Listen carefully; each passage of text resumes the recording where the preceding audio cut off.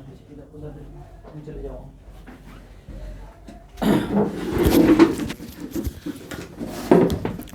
जय हिंद। आज स्टार्ट करते हैं। सेट होगा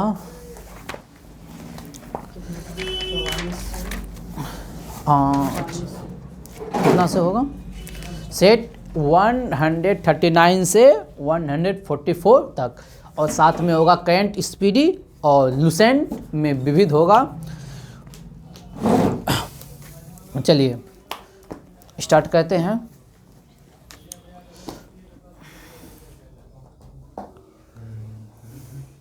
चलिए सही तरीक़ा से बताना स्टार्ट कीजिएगा। क्यूज को पूरा बढ़िया से ये करना है, क्यूज के तरीक़ा से, मन बटाना नहीं कीजिएगा। हाँ जलाओ तो स्विच होते दे नो, तलवार लगा ना, तलवार।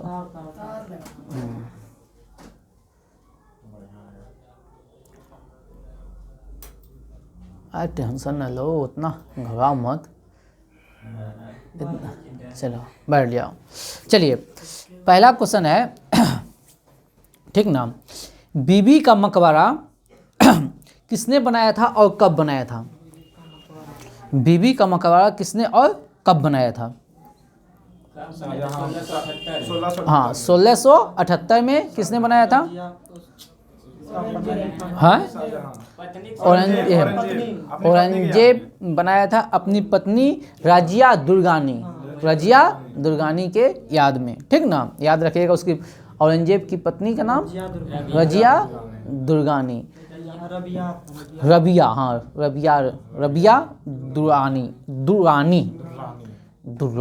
रबिया दुर्रानी। ऐसे उन लोग की एक पत्नी नहीं रहती है, लेकिन इसी रबिया दुर्रानी के याद में बीबी का मकबरा बनाया था, जिसे वो कहते हैं ताजमहल का भद्दा नकल, ठीक ना। और एक है, चलिए हम बात कर रहे हैं औरंगजेब का, तो औरंगजेब का उपनाम क्या है? किस नाम से वो, जब वो गद्दी पर बैठा था, वो किस नाम से, मतलब कौन सा उपाधि लिया था औरंगजेब? आलमगीर की उपाधि लिया था, ठीक ना। हो सके ये सब नहीं पढ़े होंगे। और औरंगजेब ऐसा शासक था जो कि 2 बार राज्याभिषेक करवाया था, ठीक ना, इसका 2 बार राज्याभिषेक हुआ था। और एक बात हम कुछ समझाए हैं आपको, थोड़ा सा ध्यान रखिएगा। और ये जो अकबर जो चलाया था झरोखा दर्शन, ठीक ना, उसको बंद कर दिया था, और नौरोज को भी बंद कर दिया था, नौरोज और झरोखा दर्शन को बंद कर दिया था, ठीक ना। और इसे कहा जाता है जिंदा पीर, भी इसे कहा जाता है। हाँ जिंदा पीर कहा जाता है औरंगजेब को, ठीक ना। और औरंगजेब के समय में हिंदू मनसबदारों की संख्या, औरंगजेब के समय कहाँ ध्यान है, औरंगजेब के समय में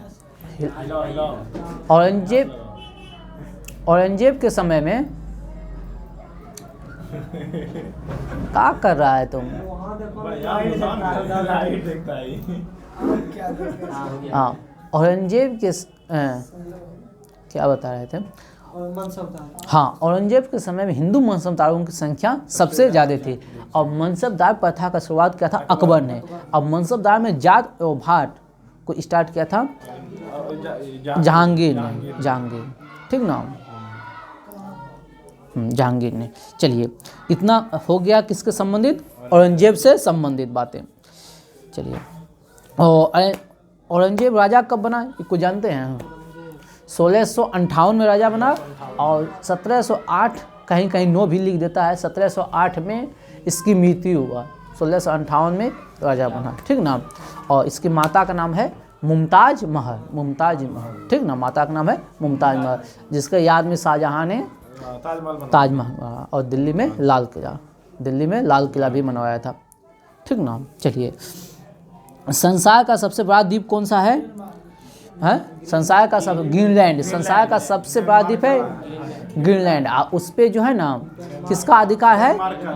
डेनमार्क का अधिकार है। और इसकी राजधानी क्या है? नुनाक, कल्लालित नुनाक, कहीं नुक भी लिखा मिल सकता है, ठीक ना, नुनाक। और एक क्वेश्चन यहाँ से इम्पोर्टेंट क्वेश्चन है, जब आप मैप देखिएगा, ग्रीनलैंड देखिएगा, उसके बीच में क्या कहते हैं, कनाडा से ऊपर बेफिन द्वीप है, ठीक ना। हाँ, बेफिन द्वीप है और वहाँ बेफिन सागर भी है, ठीक ना, याद रखिएगा बेफिन सागर,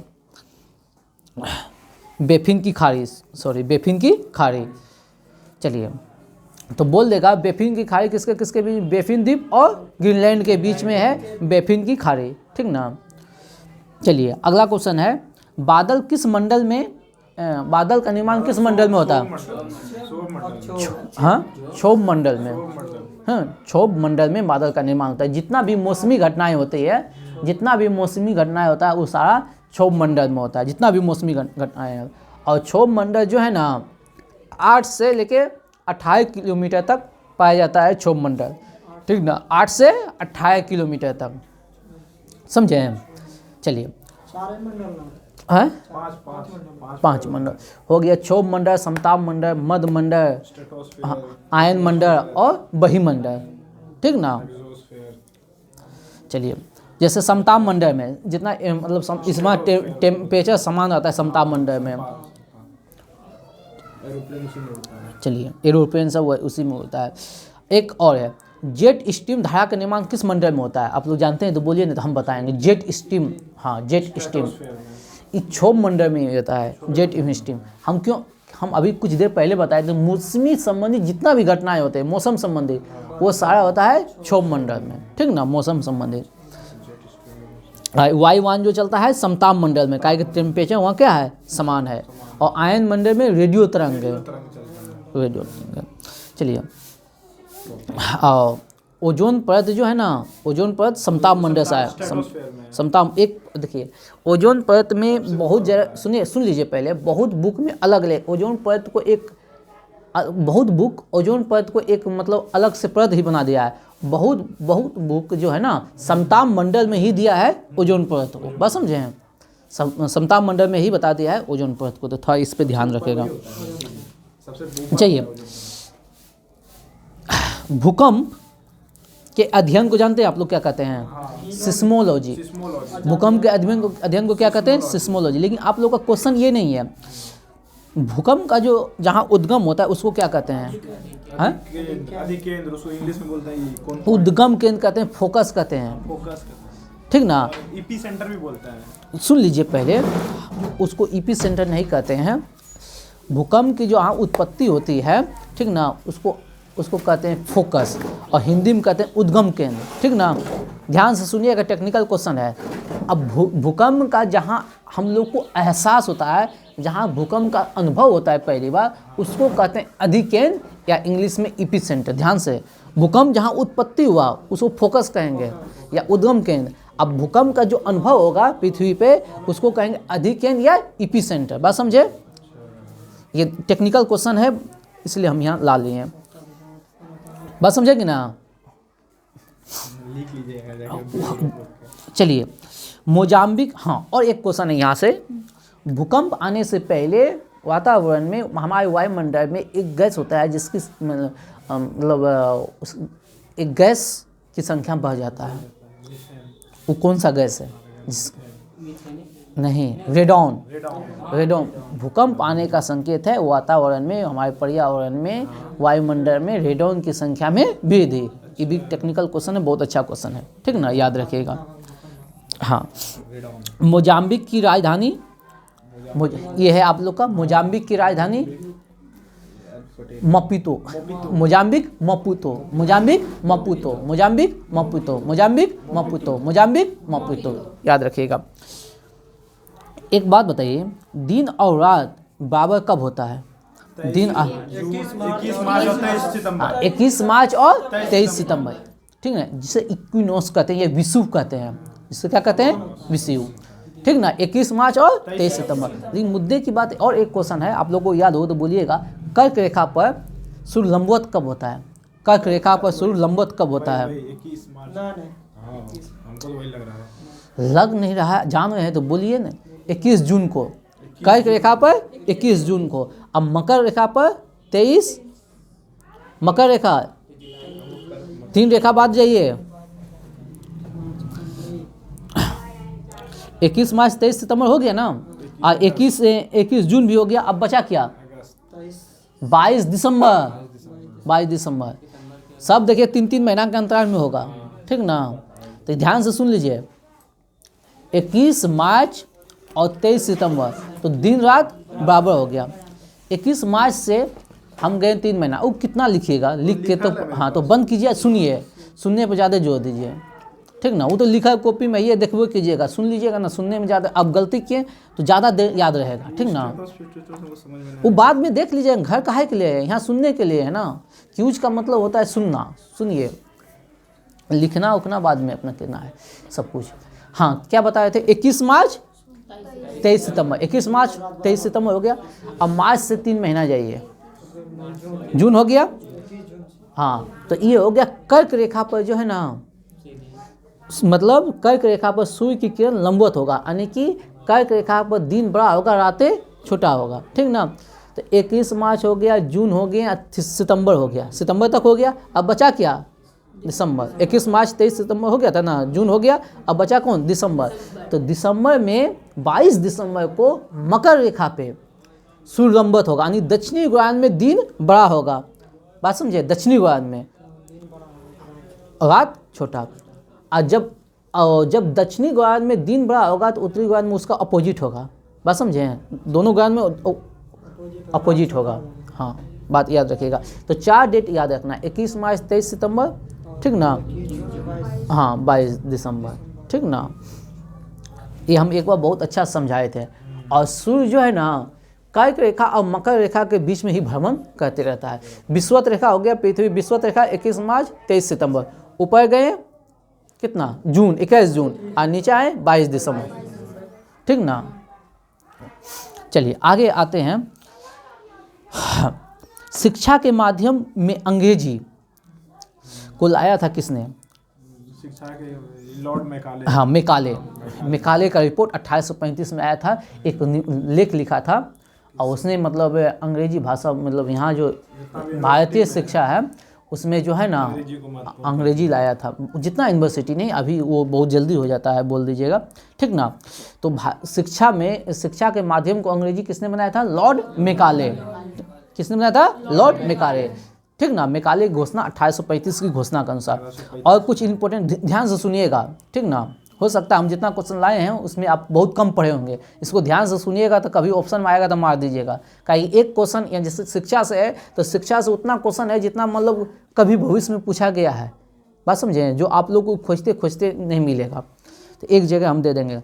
अब शिक्षा से है वुड डिस्पेच है। बात समझिए, चार्ल्स वुड डिस्पेच, ये आया था 1854 में। वुड डिस्पेच डायरेक्ट क्वेश्चन आएगा, वुड डिस्पेच, ठीक। कब, संबंध कौन चीज से, शिक्षा से। इसे शिक्षा का मैग्ना कार्टा कहा जाता है। वुड डिस्पेच को शिक्षा का मैग्ना कार्टा कहा जाता है। कब, 1854। वुड डिस्पेच को शिक्षा का मैग्ना कार्टा कहा जाता है। कब, 1854। अगला क्वेश्चन है लोक शिक्षा। 1854 हो गया। एक साल के बाद 1855 में लोक शिक्षा विभाग की स्थापना हुआ था। लोक शिक्षा विभाग की स्थापना 1855, एक साल के बाद 1854 में हो गया वुड डिस्पेच, जिसे शिक्षा का मैग्ना कार्टा कहते हैं। और एक साल के बाद लोक शिक्षा विभाग 1855 में। उसके बाद आएगा हंटर आयोग। कौन सा आयोग, हंटर आयोग। डायरेक्ट क्वेश्चन पूछेगा आपसे, कुछ नहीं पूछेगा, हंटर आयोग का संबंध निम्न में से किससे है। बात समझे, 4 गो ऑप्शन रहेगा। आप लोग हो सकता है जलिया हिस्ट्री को बढ़िया से पढ़िएगा तो कहिएगा जलियांवाला बाग हत्याकांड, उसमें ऑप्शन में नहीं देगा जलियांवाला बाग। कहीं घर के आगे कहिएगा क्वेश्चन का है, गलत ऑप्शन दे दिया है, ठीक ना। तो ये हंटर आयोग है शिक्षा से संबंधित। 1882 से 83 हम शिक्षा का जो विकास है, हम पूरा विकास को लेकर आ गए हैं। शुरू से कैसे शिक्षा के लिए क्या क्या बना, ठीक ना। तो हम पहला बने वुड डिस्पेच 1854, वुड डिस्पेच 1854। इसे शिक्षा का क्या कहते हैं, मैग्ना कार्टा, ठीक ना। फिर हम क्या बताएं, 55 में लोक शिक्षा विभाग, 55 में लोक शिक्षा विभाग, 55 में लोक शिक्षा विभाग। फिर उसके बाद क्या बताएं बाबू, हंटर आयोग 1882-83। बात समझे, हंटर आयोग 1882-83, ठीक ना। उसके बाद आ जाता है, और ये हंटर आयोग जो ना प्राथमिक और माध्यमिक शिक्षा पर बल दिया है। प्राथमिक और माध्यमिक, प्राइमरी और सेकेंडरी, ठीक ना। और सर टॉमस रेले, कहीं कहीं सिर्फ रेले लिखा रहेगा, कहीं कहीं टॉमस रेले, रेले याद रखेगा, ठीक ना, की अध्यक्षता में विश्वविद्यालय अनुदान आयोग का गठन हुआ था। विश्वविद्यालय अनुदान आयोग, तो क्वेश्चन पूछेगा विश्वविद्यालय अनुदान आयोग कब बना, तो 1902 में विश्वविद्यालय अनुदान आयोग 1902, विश्वविद्यालय अनुदान आयोग 1902, विश्वविद्यालय अनुदान आयोग किसकी सिफारिश पर, टॉमस रेले की सिफारिश पर, टॉमस रेले की सिफारिश पर, टॉमस रेले की सिफारिश पर। ये बहुत ही बढ़िया सारा क्वेश्चन बता रहे हैं, एक जगह आपको नहीं मिलेगा, लुसेंट में भी एक जगह सारा चीज नहीं मिलेगा। विश्वविद्यालय अनुदान आयोग, अभी ना यूसीजी जानते हैं, यूसीजी यूनिवर्सिटी ग्रांट कमीशन, अभी जस्ट अगला क्वेश्चन आएगा यही, ठीक ना। क्या बताएं, विश्वविद्यालय अनुदान आयोग 1902 रेले कमीशन, बात समझे। अब इसी को आगे बढ़ा के अधिनियम बना दिया, विश्वविद्यालय अधिनियम, विश्वविद्यालय अधिनियम 1904। इसके लिए अधिनियम बना कब, 1904 में, भारतीय विश्वविद्यालय अधिनियम 1904, भारतीय विश्वविद्यालय अधिनियम 1904। कौन, रेले कमीशन के सिफारिश पर, बात समझे, रेले कमीशन के आयोग बना, फिर क्या बना, अधिनियम, बात समझे, पहले आयोग बना फिर क्या बना, अधिनियम, अधिनियम मतलब संविधान में उसको नियम बना दिया गया, ठीक ना। और एक और क्वेश्चन पूछता है खूब है, ये तो ऐसा ही पूछा हुआ क्वेश्चन है, फेडरल आयोग का संबंध किससे है, फेडरल आयोग शिक्षा से, 1917, फेडरल आयोग शिक्षा 1917, फेडरल आयोग शिक्षा 1917, फेडरल आयोग शिक्षा 1917, फेडरल आयोग शिक्षा 1917, फेडरल आयोग शिक्षा 1917, फेडरल आयोग शिक्षा 1917, फेडरल आयोग याद हो गया। फिर अगला चलिए वर्धा योजना, जो कि फेमस है, गांधी जी पे आधारित है, वर्धा योजना, ठीक ना, वर्धा योजना, वर्धा योजना, वर्धा योजना, वर्धा योजना, ये 1937 में होता है, 1937, वर्धा योजना 1937, वर्धा योजना 1937, सोना ने एकदम ताजी, हम देख रहे हैं बहुत का जो ना बॉडी एकदम झुक रहा है, वर्धा योजना, वर्धा योजना 1937, वर्धा योजना 1937, वर्धा योजना 1937, रेले कमीशन 1902, रेले कमीशन और विश्वविद्यालय अधिनियम 1900 82 हो गया ना याद, हाँ। और लोक शिक्षा विभाग 55, ठीक ना। और उसके बाद एक उसके पहले वो क्या बता है, 54 में वुड डिस्पेक्स शिक्षा का मेघना काटा, वुड डिस्पेक्स शिक्षा का मेघना काटा, ठीक। चलिए और थोड़ा सा एक हम बता देते हैं, सर्जेंट आयोग योजना या सर्जेंट आयोग, सर्जेंट आयोग, ये होता है 1944, सर्जेंट आयोग 1944, सर्जेंट आयोग 1944, सर्जेंट आयोग 1944, सर्जेंट आयोग 1944, सर्जेंट आयोग 1944, सर्जेंट आयोग 1944, सर्जेंट आयोग 1944, सर्जेंट आयोग 1944। अब एक इतना बता दिए तो राधा कृष्णा आयोग राधा कृष्णा 1948, राधा कृष्णा 1948, राधा कृष्णा 1948, राधा कृष्णा 1948। सारा संबंध किससे है, शिक्षा से है। चलिए हम आगे बढ़ते हैं, ठीक ना।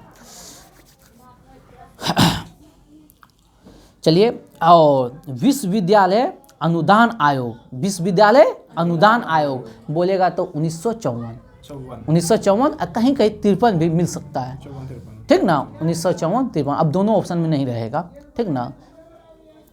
विश्वविद्यालय अनुदान आयोग। चलिए भारतीय जागृति का जनक किसे कहा जाता है, जागृति जनक इसको राजा राम मोहन राय, राजा राम मोहन राय। चलिए भारतीय जागृति का जनक किसे कहा जाता है, भारतीय पत्र मतलब जो सबसे पहले जो ना मैगजीन वगैरह जो पत्र पत्रिका निकाला है उसमें अग्रणी है राजा राम मोहन राय, ठीक ना।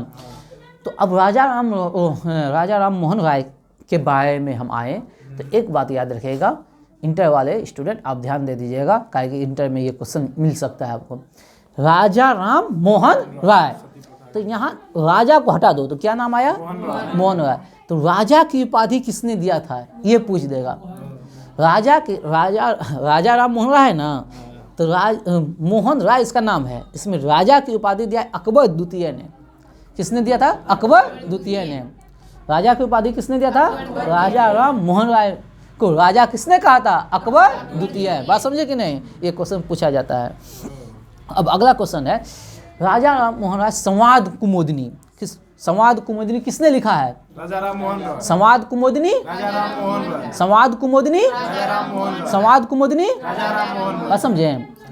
हाँ, उसके बाद आता है मिरात उल अकबार, मिरात उल अकबार, मिरात उल अकबार, इसको भी लिखा है राजा राम मोहन राय। चलिए अब थोड़ा सा जो है ना यहाँ थोड़ा एक एक ये आपको टेस्ट में तो आएगा ही आएगा, कभी न कभी मिलते रहेगा ये सब क्वेश्चन। वेद समाज, वेद समाज दयानंद सरस्वती। वेद समाज और धारू नायडू, धरालू नायडू क्या? वेद समाज धारू नायडू 1864, वेद समाज धारू नायडू 1864, वेद समाज धारू नायडू।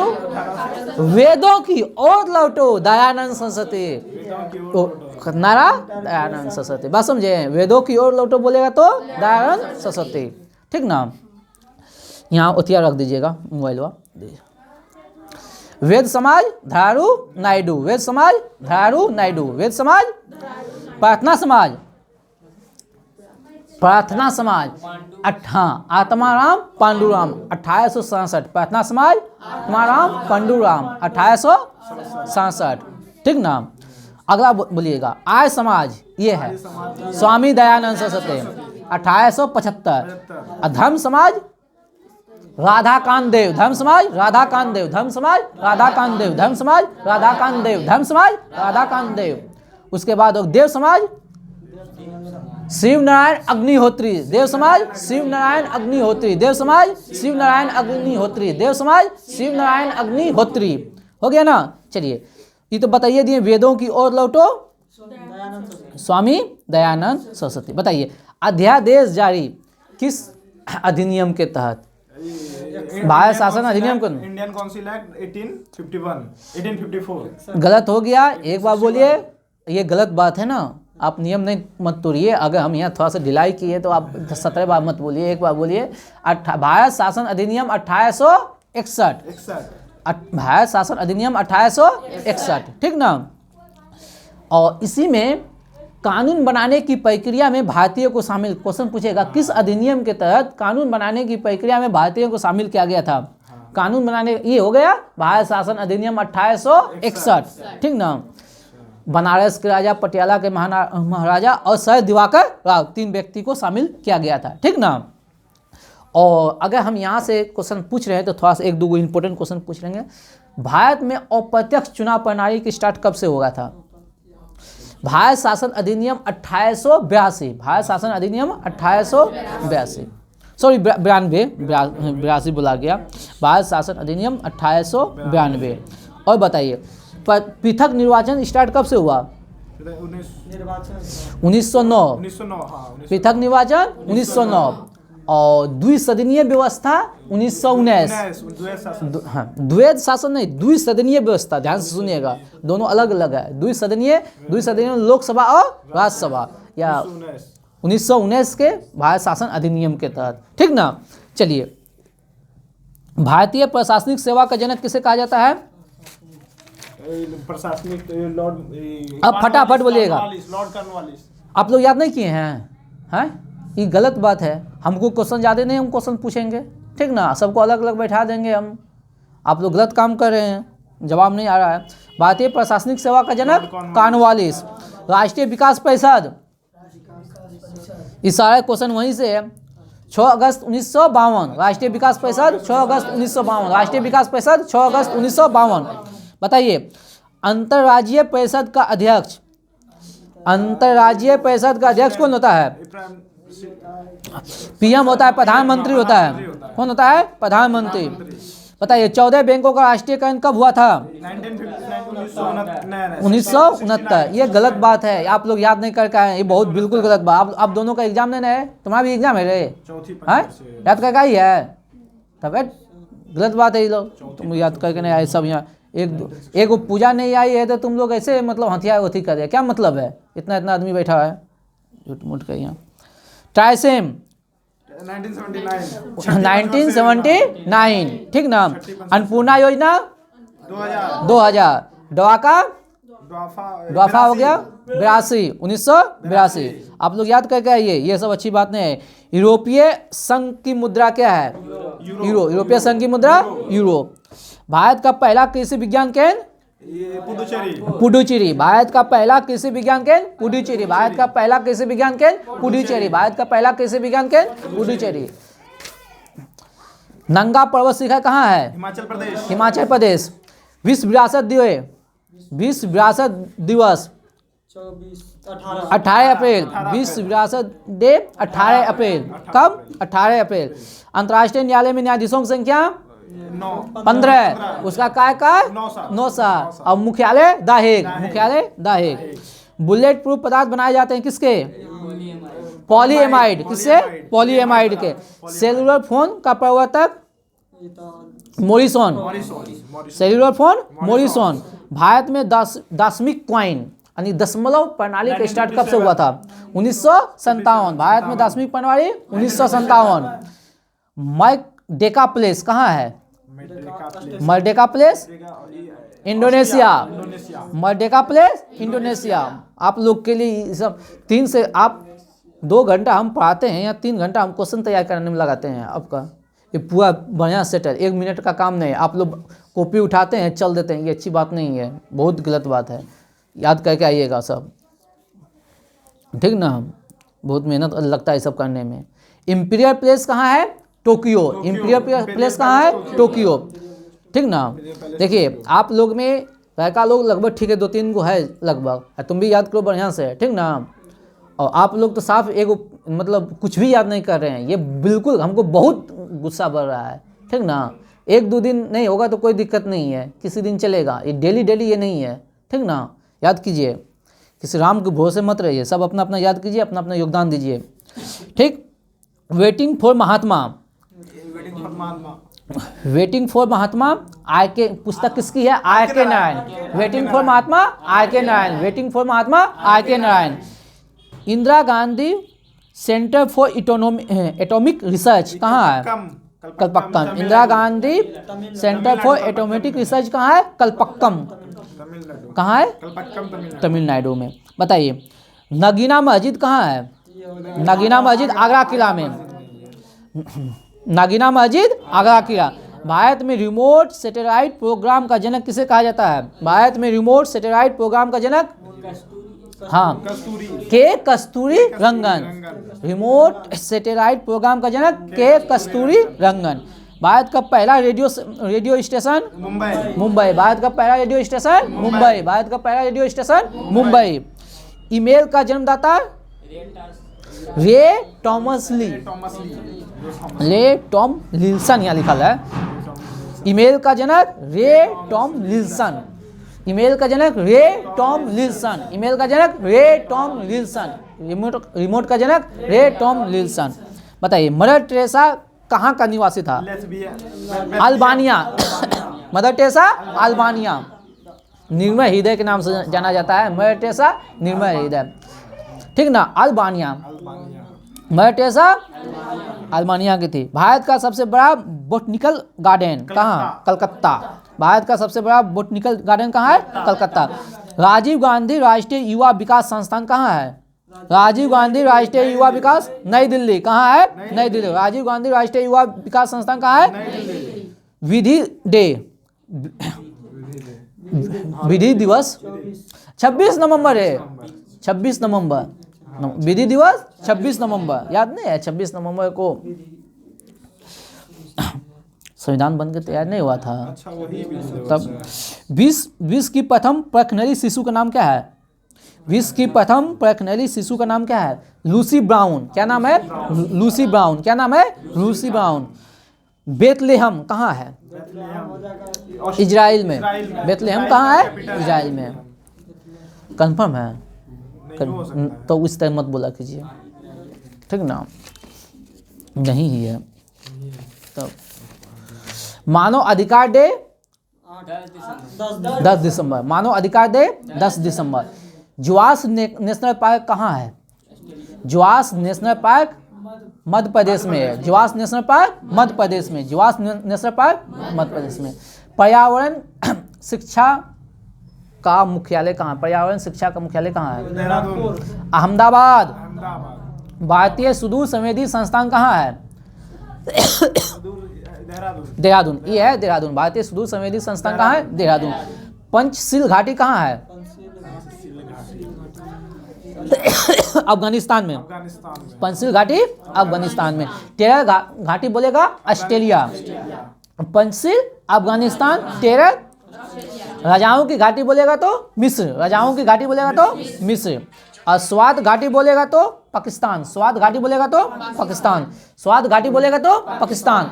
और मृत घाटी बोलेगा तो कैलिफोर्निया। मृत घाटी कैलिफोर्निया। मृत घाटी कैलिफोर्निया। मृत घाटी कैलिफोर्निया। और एक बोल देते हैं, चितवन घाटी बोलेगा तो नेपाल। चितवन घाटी नेपाल। चितवन घाटी नेपाल। चितवन घाटी नेपाल। मानव द्वारा बनाए गए उपग्रह किस मंडल में छोड़े जाते हैं? जो उपग्रह है किस बहिमंडल, सैटेलाइट जो छोड़े जाते हैं बहिमंडल में। ग्रेट बेसिन कहाँ है? ऑस्ट्रेलिया में। ग्रेट बेसिन कहाँ है? ऑस्ट्रेलिया में। पारिस्थितिक तंत्र की संकल्पना किसने की थी? पारिस्थितिक तंत्र की संकल्पना किसने की थी? एजी टेंसले। पारिस्थितिक तंत्र एजी टेंसले। पारिस्थितिक तंत्र एजी टेंसले। बताइए हवाई द्वीप का पुराना नाम क्या है? नाम बहुत अच्छा है, सैंडविच। क्या नाम है? सैंडविच। बताइए सर्वाधिक अम्लीय वर्षा किस देश में होता है? नॉर्वे में। कहाँ होता है? नॉर्वे में। फॉल्स स्टॉक शब्द किससे है? False stock athletes. किससे है? एथलीट्स के। बरमूडा ट्रायंगल किस महासागर में है? अटलांटिक महासागर, जिसमें जाकर सारा जहाज फंस जाता है, सुना जा रहा हूँ, डूब जाता है। राष्ट्रीय, हाँ सही है, राष्ट्रीय रसदार फल अनुसंधान संस्था नागपुर। राष्ट्रीय फल अनुसंधान नागपुर।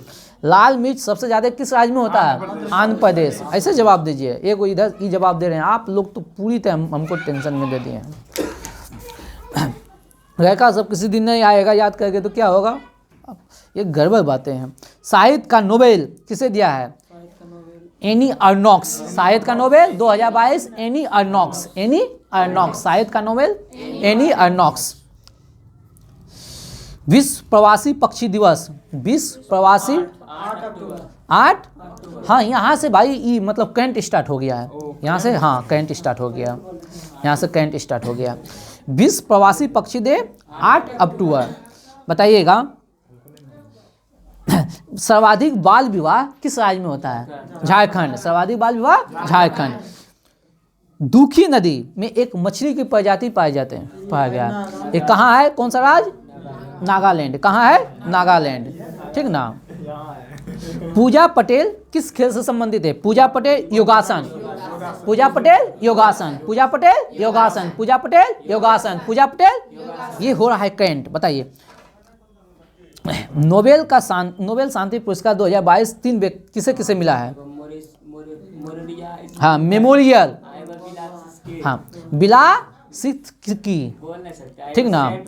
एलेस बिलालिया सित्की। ठीक ना। और एक हो गया सेंट फॉर सिविल लिबर्टीज। 3 गो हुआ। ठीक ना। एलेस बिलालिया सित्की, दूसरा हो गया मेमोरियल, तीसरा हो गया centre for civil liberties.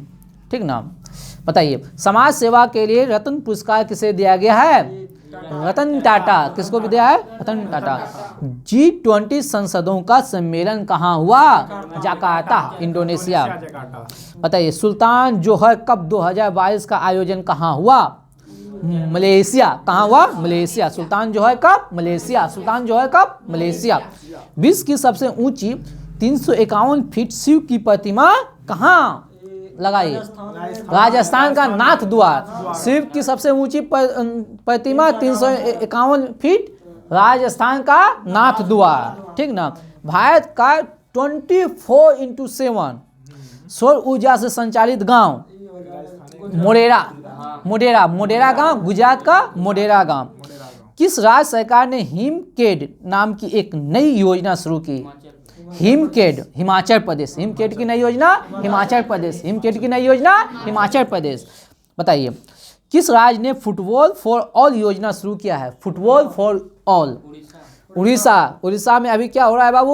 Hockey का वर्ल्ड कप 2023 कहाँ? राउरकेला में। और राउरकेला में एक नया स्टेडियम बना है। राउरकेला किस नदी किनारे? ब्रह्मणी। हम कुछ और बोल रहे हैं, हम बोल रहे हैं एक बिरसा मुंडा स्टेडियम बना है। पूछ देगा बिरसा मुंडा स्टेडियम कहाँ बना है? राउरकेला उड़ीसा में। और किस खेल से? हॉकी से, ठीक ना। अंतरिक्ष में शूट करने वाला पहला अभिनेता, हाँ, टॉम क्रूज। 36वें राष्ट्रीय खेल कहाँ हुआ? वहाँ सटल पेपर के पीछे। 36वें राष्ट्रीय से गुजरात में। और 37वें कहाँ होगा? गोवा में। 36वें हुआ कहाँ? और 37वें गोवा में हो, पेपर में है। मानसिक स्वास्थ्य और सामाजिक देखभाल नीति लागू करने वाला राज्य? मानसिक स्वास्थ्य और सामाजिक देखभाल मेघालय। कहाँ है? मानसिक स्वास्थ्य और सामाजिक देखभाल मेघालय। वर्ल्ड बैंक ने किस राज्य को सॉल्ट परियोजना के लिए 250 मिलियन का ऋण दिया? आंध्र प्रदेश। यहाँ से 2 क्वेश्चन है। सॉल्ट परियोजना किसने स्टार्ट किया? आंध्र प्रदेश ने। किससे ऋण लिया? वर्ल्ड बैंक से। कितना? 250 करोड़। बताइएगा। भारतीय डेटा परिषद का नए सीईओ, भारतीय डेटा परिषद का सीईओ विनायक गोडसे। डेटा परिषद विनायक गोडसे। डेटा परिषद, ठीक ना? हाँ, छोड़ दो। NDRF राष्ट्रीय आपदा प्रबंधन प्राधिकरण, हाँ, मृणालिनी श्रीवास्तव, ठीक ना। बताइए। पहली सौर वेधशाला कुआफू फर्स्ट किसने खोला? चीन। कौन? चीन। पहली सौर वेधशाला कुआफू चीन। किस राज्य सरकार ने पहला सिलेंडर लोरिक्स अभ्यारण्य स्टार्ट किया है? सिलेंडर रोरिस अभ्यारण्य, ध्यान सुनिए। सिलेंडर रोरिस अभ्यारण्य, सिलेंडर रोरिस अभ्यारण्य तमिलनाडु। सिलेंडर रोरिस अभ्यारण्य तमिलनाडु। सिलेंडर रोरिस अभ्यारण्य तमिलनाडु। सिलेंडर रोरिस अभ्यारण्य तमिलनाडु। ग्लोबल 100 इंडेक्स में भारत का स्थान 107। 17वां प्रवासी भारतीय दिवस कहाँ मनाया गया? 17वां प्रवासी भारतीय दिवस कहाँ मनाया गया? इंदौर। कहाँ मनाया गया? इंदौर। बताइए। किस नदी पर भारत के पहले सस्पेंशन ब्रिज की मंजूरी केंद्र सरकार ने दी? किस नदी पर बनने वाला है सस्पेंशन ब्रिज? कृष्णा नदी पे। किस पे? कृष्णा नदी। जय हिंद, जय भारत। इसी के साथ आज का क्यूब समाप्त किया जा रहा है।